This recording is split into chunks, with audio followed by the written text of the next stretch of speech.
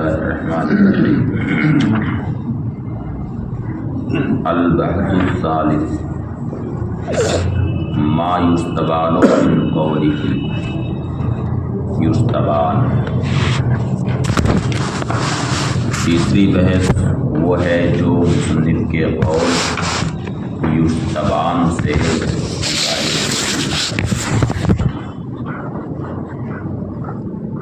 یستبانو اے یظہر مما ذکرنا عدم توجہ المنع حقیقتاً علی النقل والدعوی، یعنی منع کی تعریف جو اس سے پہلے کی گئی کہ منع کہتے ہیں طلب الدلیل علی مقدمۃ معینہ، مقدمہ معینہ پر دلیل طلب کرنا۔ اس تعریف سے یہ بات ظاہر ہوتی ہے کہ نقل اور دعویٰ پر منع حقیقتاً وارد نہیں ہوتی، یعنی کوئی بات نقل کی گئی تو اس شے منقول پر منع حقیقتاً وارد نہ ہوگی۔ اسی طرح سے کسی نے کوئی دعویٰ کیا تو دعویٰ پر بھی حقیقتاً منع وارد نہیں ہوتی، اس وجہ سے کہ منع کا ایک خاص معنی ہے کہ مقدمہ معینہ پر دلیل طلب کرنا، اور نقل اور دعویٰ کی صورت میں کوئی مقدمہ ہے ہی نہیں، تو یہاں منع کی طرف، یہ مقدمے کی طرف ارجاع منع مقصود نہیں، بلکہ منع لوٹ رہی ہے نقل اور دعویٰ کی طرف، جبکہ حقیقت کے اعتبار سے منع مقدمے پر وارد ہوتی ہے۔ اس وجہ سے نقل اور دعویٰ پر منع وارد نہیں ہو سکتی حقیقت کے اعتبار سے۔ یستبان ای یظہر مما ذکرنا، یعنی ہم نے جو ذکر کیا اس سے یہ بات ظاہر ہوتی ہے کہ مقدمے کی منع، یعنی ہم نے جو ذکر کیا، کیا ذکر کیا، یہ بات کہ منع نام ہے مقدمے معینہ پر دلیل طلب کرنا۔ عدم توجہ المنع حقیقتاً علی النقل والدعوی، منع حقیقتاً نقل اور دعویٰ پر وارد نہیں ہوتی۔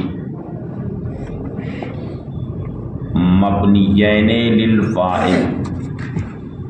یعنی نقل اور دعویٰ یہ دونوں مصدر، اور مصدر کبھی مبنی للفاعل ہوتا ہے، کبھی مبنی للمفعول ہوتا ہے، تو یہاں دونوں احتمال۔ اگر مبنی للفاعل مانا جائے تو اس کا مطلب یہ ہے کہ نقل ناقل کے معنی میں ہو جائے گا اور دعویٰ مدعی کے معنی میں ہو جائے گا، یعنی ناقل اور مدعی پر حقیقت کے اعتبار سے منع وارد نہیں ہوتی، اور یہ بھی ہو سکتا ہے کہ دونوں مبنی للمفعول ہوں تو نقل منقول کے معنی میں ہو جائے گا اور دعویٰ مدعا کے معنی میں۔ تو اس کا مطلب یہ ہوگا کہ منقول اور مدعا پر منع حقیقتاً وارد نہیں ہوتی۔ مبنیین للفاعل، اس حال میں کہ یہ دونوں مبنی للفاعل ہیں، وَيَجُوزُ أَن يَكُونَا مَبْنِيَيْنِ لِلْمَفْعُولِ، اور یہ بھی ہو سکتا ہے کہ دونوں مبنی للمفعول ہوں، یعنی مدعا اور منقول پر۔ حیث لم یقصد ارجاؤہ الی المقدمہ، اس حیثیت سے کہ مقدمہ کی طرف ارجاء منع مقصود نہیں، مقدمہ کی طرف ارجاء منع یہاں پہ مقصود نہیں، یعنی وہ مقدمہ جو مستدل کی دلیل میں مذکور ہوتا ہے۔ امن نقل، رہا یہ کہ نقل پر حقیقتاً منع وارد نہیں ہوتی ہے، تو اس کی وجہ یہ ہے کہ مثلاً کسی شخص نے کہا قال ابو حنیفہ رحمہ اللہ النیۃ لیست بشرط فی الوضوء، امام ابو حنیفہ رحمۃ اللہ تعالی علیہ نے فرمایا کہ وضو میں نیت شرط نہیں۔ یہ نقل کیا امام اعظم رحمۃ اللہ تعالی علیہ کا قول۔ اب اگر کوئی معنی اس پر منع وارد کرنا چاہے تو کیا کہے گا؟ لا نسلم، ہمیں یہ تسلیم نہیں۔ اب کیا بات اسے تسلیم نہیں ہے؟ یا تو اسے یہ تسلیم نہیں ہے کہ وضو میں نیت شرط نہیں ہے، یہ تسلیم نہیں ہے، یا وہ یہ کہنا چاہتا ہے کہ ہمیں یہ تسلیم نہیں ہے کہ امام ابو حنیفہ رحمۃ اللہ تعالی علیہ نے ایسا فرمایا ہے۔ اگر وہ یہ کہنا چاہتا ہے کہ ہمیں یہ تسلیم نہیں ہے کہ وضو میں نیت شرط نہیں ہے، تو اس کے اس قول کا کوئی مطلب ہی نہیں ہے، کیونکہ خود اس نے دعوے کے طور پر یہ بات نہیں کہی ہے، بلکہ اس نے نقل اور حکایت کے طور پر یہ بات کہی ہے کہ امام ابو حنیفہ رحمۃ اللہ تعالی علیہ نے ایسا فرمایا۔ اور جب اس نے نقل و حکایت کے طور پر یہ بات کہی ہے تو ناقل سے کوئی مواخذہ نہیں ہوتا، بلکہ اس کی ذمہ داری صرف اتنی ہوتی ہے کہ جو نقل کیا ہے اس کی صحت کو ثابت کرے۔ باقی ناقل سے کسی طرح کا مواخذہ نہیں ہوتا ہے کہ تم نے یہ بات کیوں کہی۔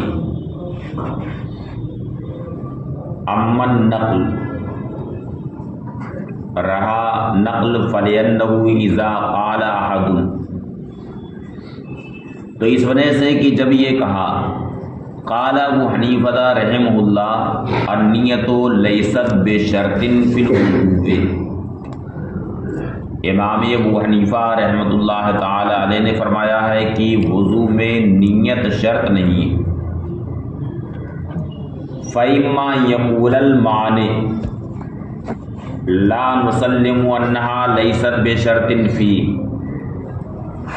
تو معنی یا تو یہ کہے گا کہ ہمیں یہ تسلیم نہیں ہے کہ وضو میں نیت شرط نہیں ہے، وَإِمَّا يَقُولُ لَا نُسَلِّمُ أَنَّ أَبَا حَنِيفَةَ قَالَ كَذَا،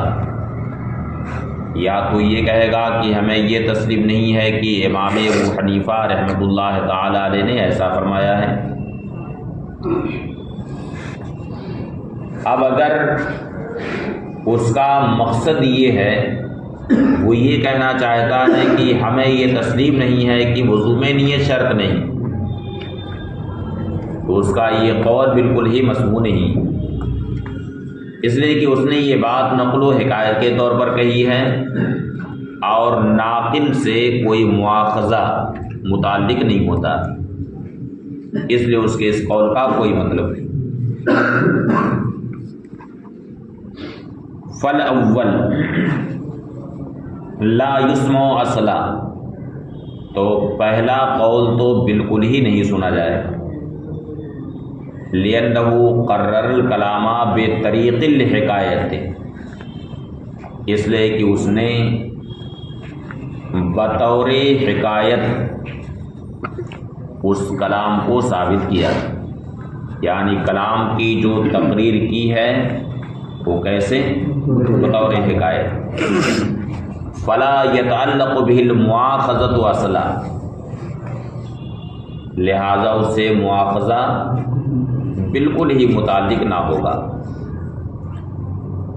وَأَمَّا الثَّانِي، اور رہا دوسرا قول، یعنی اگر اس کا مقصد یہ ہے کہ ہمیں یہ بات تسلیم نہیں ہے کہ امام ابو حنیفہ رحمۃ اللہ تعالیٰ علیہ نے ایسا فرمایا ہے، یہ بات ہمیں تسلیم نہیں ہے، جیسے لوگ یہ کہتے ہیں کہ ہم ہی نہیں مانتے ہیں کہ یہ بات انہوں نے کہی، ان کی طرف اس قول کی نسبت صحیح نہیں۔ تو اگر اس کا مقصد یہ ہے، سائل کا مقصد یہ ہے کہ وہ یہ کہنا چاہتا ہے کہ ہمیں یہ بات تسلیم نہیں ہے کہ امام ابو حنیفہ رحمۃ اللہ تعالی علیہ نے ایسا فرمایا ہے، تو اس کا یہ قول اگرچہ مسموع،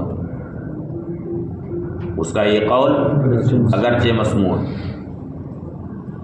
لیکن اس حیثیت سے نہیں کہ حقیقت کے اعتبار سے یہ منع ہے، کیونکہ منع کی حقیقت ہے طلب الدلیل علی مقدمۃ معینہ، مقدمے معینہ پر دلیل طلب کرنا،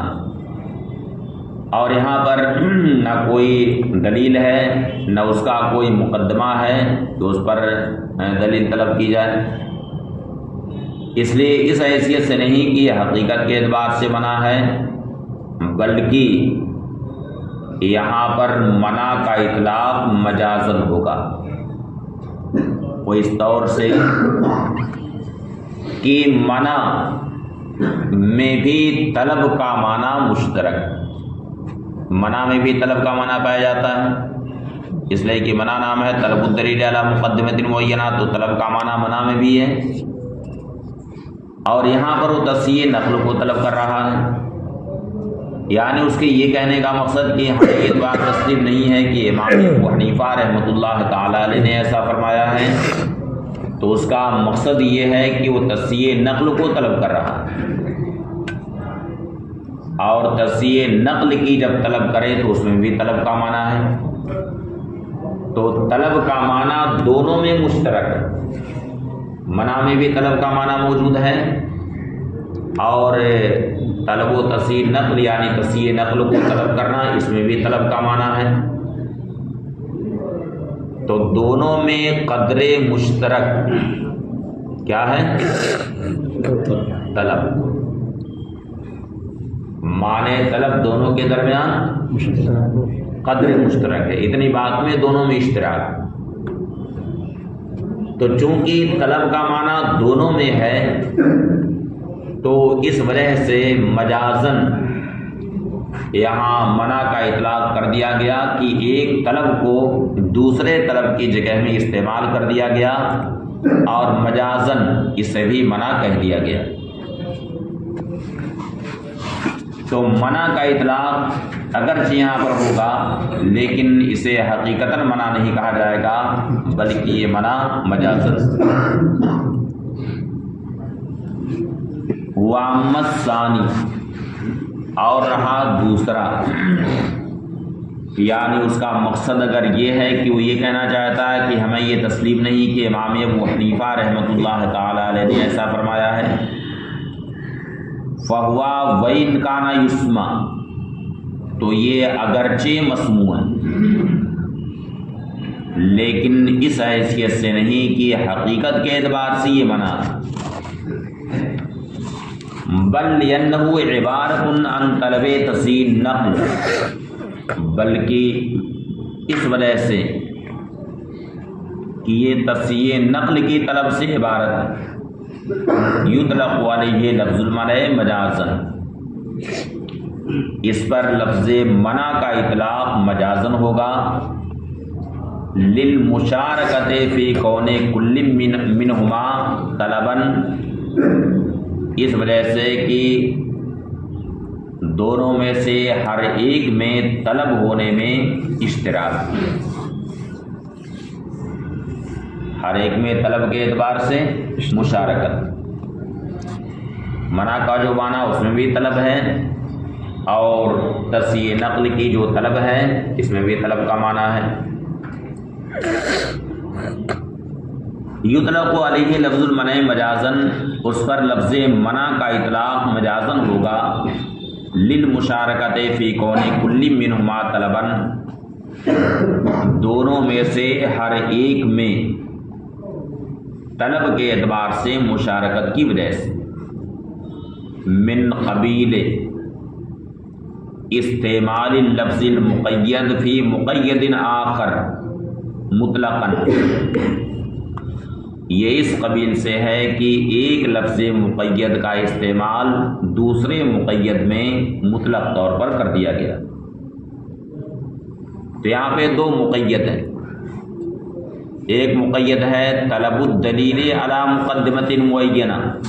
تو یہاں پہ معنی طلب یہ مقید ہے دلیل سے، اور دوسری طلب ہے کیا؟ طلب تصحیح نقل، تو وہاں پہ طلب مقید ہے کس بات سے؟ تصحیح نقل سے مقید ہے۔ تو ایک مقید کا استعمال دوسرے مقید میں کر دیا گیا ہے مجازاً، من قبیل استعمال لفظ المقید فی مقید آخر مطلقاً، یہ اس قبیل سے ہے کہ ایک لفظ مقید کا استعمال دوسرے مقید میں مطلق طور پر کیا گیا، فاستعمل لفظ المنع، تو یہاں پہ لفظ منع کا استعمال کیا گیا۔ وعمت دعوی، اور رہا یہ کہ دعویٰ پر بھی منع حقیقتاً وارد نہیں ہوتی ہے، تو اس وجہ سے کہ جب کسی متکلم نے کہا الجسم مرکب من اجزاء لا تتجزا، یہ کہا کہ جسم اجزاء لا تتجزا سے مرکب، یہ بات کس نے کہی؟ کس نے؟ متکلم نے، یعنی کسی حیوان ناطق نے یہ بات کہی۔ متکلم کا کیا مطلب؟ کسی حیوان ناطق نے یہ بات کہی؟ ہاں سب جی کہہ رہے ہیں۔ آگے حکیم آ رہا ہے، جبکہ حکماء اور متکلمین کا تقابل بار بار آ چکا ہے، لیکن یہاں جتنے حیوان ناطق ہیں سبھی اسے حیوان ناطق ہی سمجھ رہے ہیں۔ متکلم کا مطلب ہاں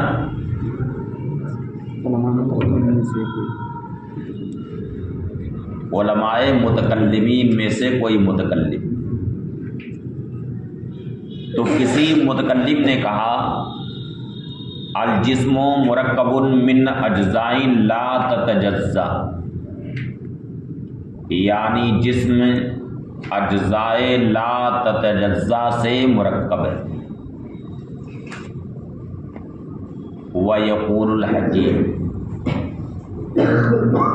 اور حکیم کہے لا نسلم ذالک، ہمیں یہ بات تسلیم نہیں۔ تو اگر لا نسلم کا مقصد یہ ہے کہ مقدمہ معینہ پر وہ دلیل طلب کر رہا ہے، تو اس کا کوئی مطلب نہیں ہے، اس لیے کہ ابھی دلیل پائی ہی نہیں گئی ہے۔ ابھی تو اس نے صرف دعویٰ کیا ہے، اس پر کوئی دلیل اس نے پیش ہی نہیں کی ہے کہ اس میں کوئی مقدمہ پایا جائے اور پھر اس مقدمے پر دلیل کا مطالبہ کیا جائے۔ اس لیے اگر اس کا مقصد یہ ہے کہ مقدمہ معینہ پر وہ دلیل طلب کر رہا ہے تو اس کا کوئی مطلب نہیں، اس وجہ سے کہ ابھی دلیل جب پائی ہی نہیں گئی ہے تو مقدمہ کیسے پایا جائے گا، اور جب مقدمہ نہیں ہے تو طلب الدلیل علی مقدمۃ معینہ کیسے ہو سکتا ہے۔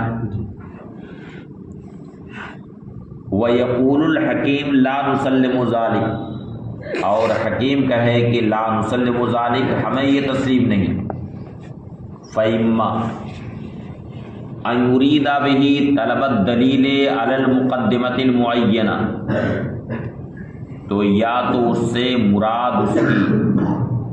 ہے مقدمہ معینہ پر دلیل کو طلب کرنا، वहाज़ा मिम्मा ला माना ला, और इसका कोई माना नहीं। लिअन्नहु लम यूजद दलीलुन अलल मुद्दआ बादु, इसलिए कि अभी तक मुद्दा पर कोई दलील पाई ही नहीं गई।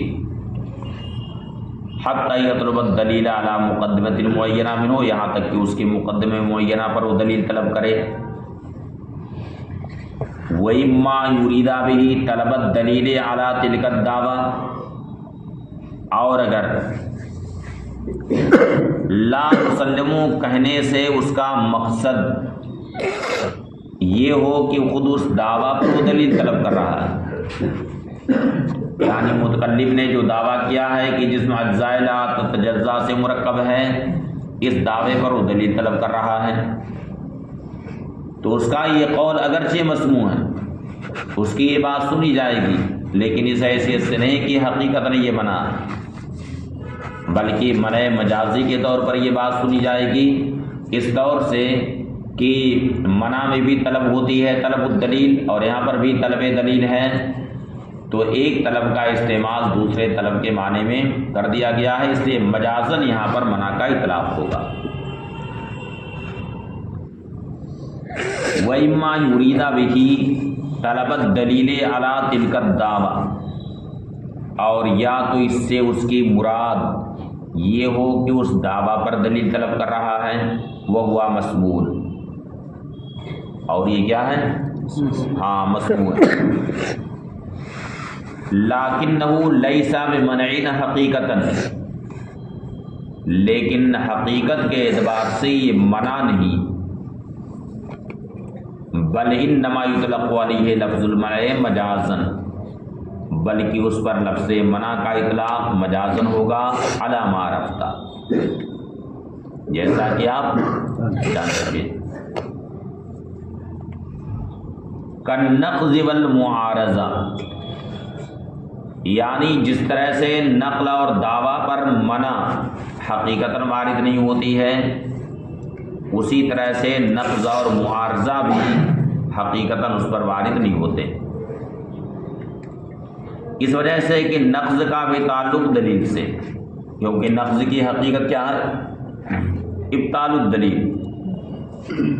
नक़्ज़ की तारीफ़ क्या है, इब्तालुद दलील, यानी दलील को बातिल करना, और मुआरज़ा का मतलब है इक़ामतुद दलील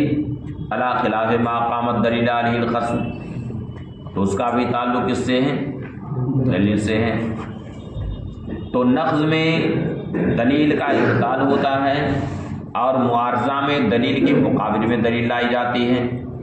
और यहाँ पर अभी उसने सिर्फ दावा पेश किया है, उस पर कोई दलील नहीं दी है, और जब दलील दी ही नहीं है तो ना तो यहाँ पर इब्ताल दलील हो सकता अभी, और ना ही ये हो सकता है कि दलील के मुकाबले में दलील लाई गई। इस वजह से जैसे मना हकीकतन वारिद नहीं होती है, उसी तरह से नक़्ज़ और दावा भी हकीकतन नक़ल और दावा पर वारिद नहीं होते। कन्नक़्ज़ वल मुआरज़ा, जैसे कि नक़ल और मुआरज़ा, ऐ कमा अन्नहु ला यतवज्जहु नक़्ज़ वल मुआरज़ा, यानी जिस तरह से नक़्ज़ और मुआरज़ा ये दोनों वारिद नहीं होते हैं लिअदम दलील मज़कूर लिल इस बात, वो दलील ना होने की वजह से जो दलील इस बात के लिए ज़िक्र की जाती, तो दलील यहाँ पर सिरे से पाई ही नहीं गई है, इस वजह से ना तो नक़्ज़ यहाँ पर हो सकता है और ना ही अभी मुआरज़ा हो सकता है।